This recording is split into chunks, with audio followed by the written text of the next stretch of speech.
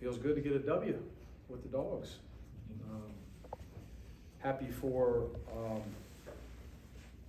all of the newcomers, to this program. There's a bunch. Most of our locker room, of course, and that goes all the way down. Staff, support staff, portal guys, freshmen, walk-ons, but probably most importantly, happy for the guys that decided to come back this year and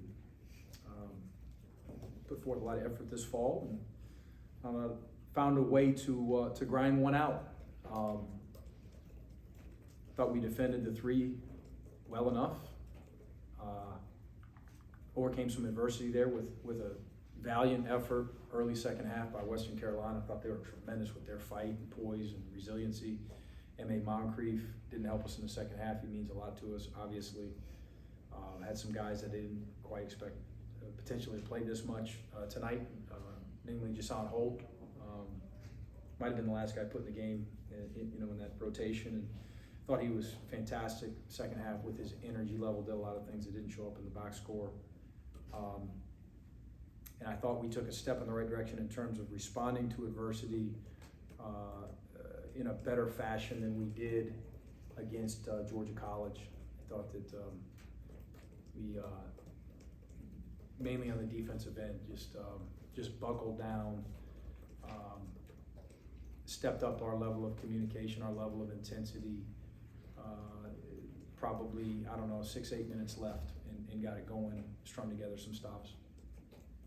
What did you learn about this team just with how they were able to fend off Western Carolina there in those last 7-8 minutes? It's a competitive group. A lot of the same things. I'm not sure I learned anything new that we haven't talked about before. Got some toughness. It's a group that doesn't mind earning some floor burns, and we did that again tonight. Terry and Justin Hill and M.A. in the first half, thought he was really good. Hold the Jabri, depth, parity. Cario made some timely plays offensively. Just this group's got we got a little fight to us. We've got to have a lot more fight to win these in our league, of course, and we've got to execute better, of course, offensively and defensively. We got to value the ball at a much higher level. But we're closer defensively.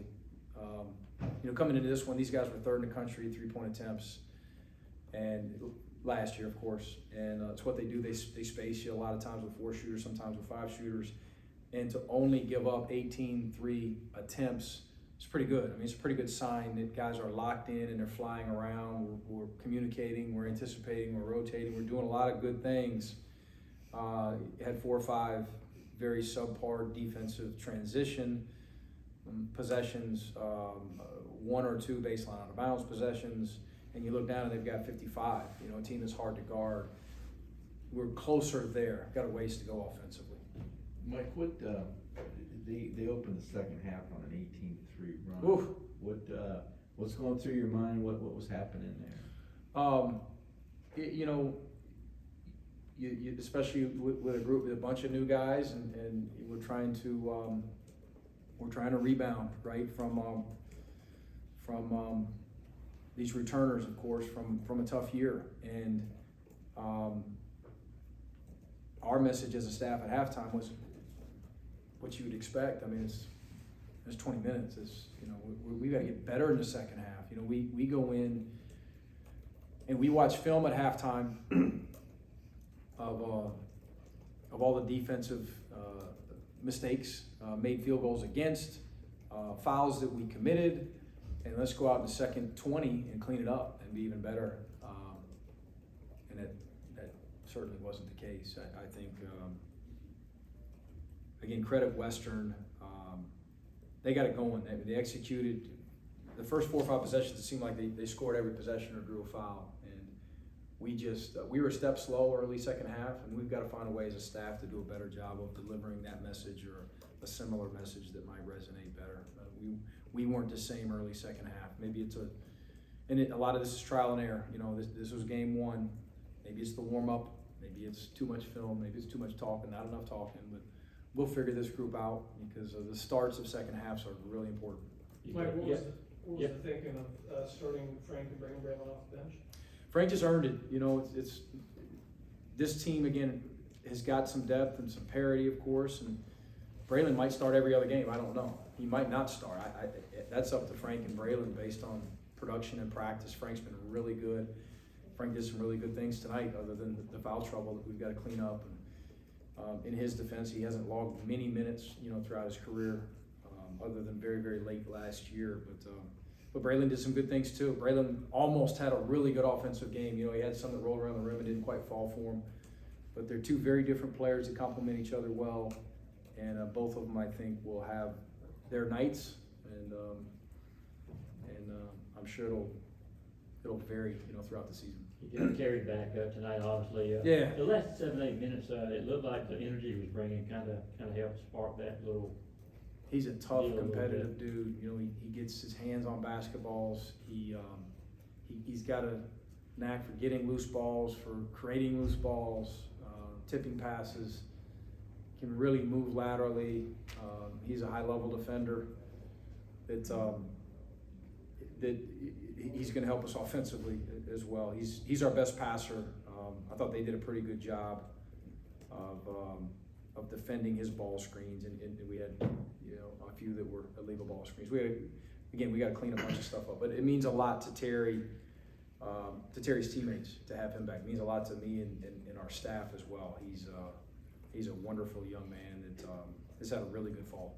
You mentioned not having MA in the second half. Did he get banged up late in the first, or what happened there? I was told an ankle, and I didn't see it in the first half. I don't know when it happened, but I guess it tightened up on him at halftime.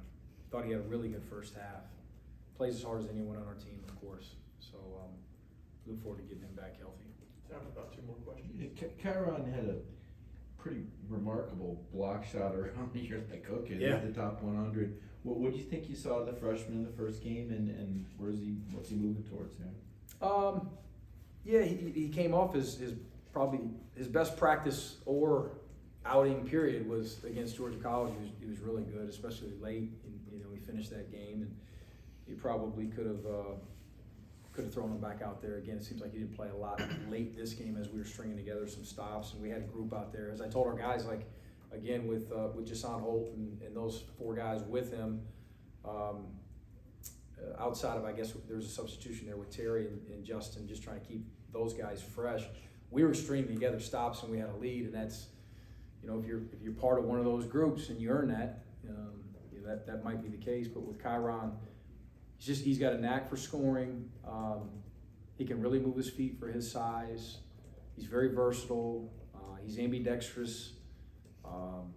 He's a good player. He's a talented guy that is getting better.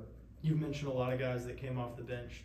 4 guys from that group played 20-plus minutes, 25 points from the group. Yeah. What do you think that says about this team that you feel comfortable to go 10, 11 deep like you did tonight? Well, I'm not sure it'll always be the case. I went into this one as a staff. We thought if we were in a good rhythm mid first half, there's a potential we could get to 11. And I'm open with our guys about that. But definitely wanted to play 10 in the first half if we could. I don't know that we'll consistently play 11 with an injury. Stuff like this happens. And then you've got the JI scenario, you know, so by January, are we playing 9? Are we playing 10, 11, 12? I just don't know. Whatever we feel like gives us the best chance to be competitive in our league. And what I continue to tell our guys, you know, I guess what it shows our guys is that we as a staff, we don't care who plays, who starts, who finishes. We're just, obviously, you're just trying to win, you know. We're trying to grow, we're trying to develop. And, you know, you see certain guys down here with 10 minutes or 17 minutes. Those, in our next one, they might play 25, just based on how we're playing. As we have a larger sample size, right?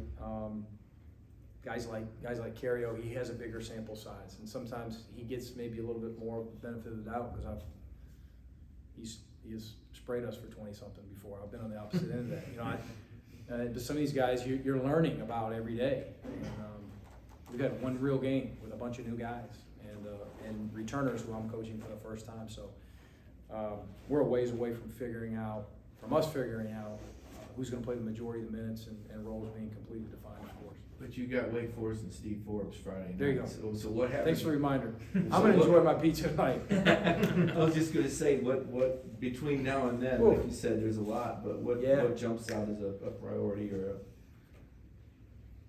Offensively, valuing the basketball. Defensively, fouls, transition. You know, Forbes is always gonna run good stuff, and he's gonna put us in situations, you know, with ball screens and isolations, and they're gonna play up tempo when they can, and they're gonna guard us. They're gonna be prepared. I mean, it's an ACC road game in game 2, so not ideal, but an opportunity at the same time. You know, they're playing us early too, so it's part of scheduling. We get a home and home with those guys, and we'll find out really soon exactly where we're at against our level competition. Thanks, guys.